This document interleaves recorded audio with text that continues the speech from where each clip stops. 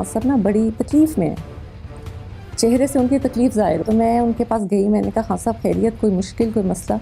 इमरान खान की गिरफ्तारी के हवाले से जमान पार्क से बुशरा बीबी का बड़ा बयान। मोहसिन नकवी और जनरल आसिम मुनीर को दे दिया है बड़ा पैगाम, जानिए इस वीडियो में। दोस्तों, जैसा कि आपको पता है कि इमरान खान की जान शदीद खतरे में है। जमान पार्क से इमरान खान की गिरफ्तारी की खबर वायरल होने के बाद बुशरा बीबी मैदान में आ गई। इमरान खान को चाहने वालों और पीटीआई वर्कर्स को बड़ा पैगाम देते हुए कहा है कि आपके दिल अजीज और बड़े लीडर इमरान खान की जान शदीद खतरे में है। दोस्तों, वीडियो आखिर तक जरूर देखें ताकि आप बुशरा बीबी के पैगाम को समझ सकें और आगे शेयर कर सकें। इश्क का देती और जिसके अंदर इश्क और जज्बा और जुनून नहीं है ना, वो दीन मोहम्मद का सफाई नहीं।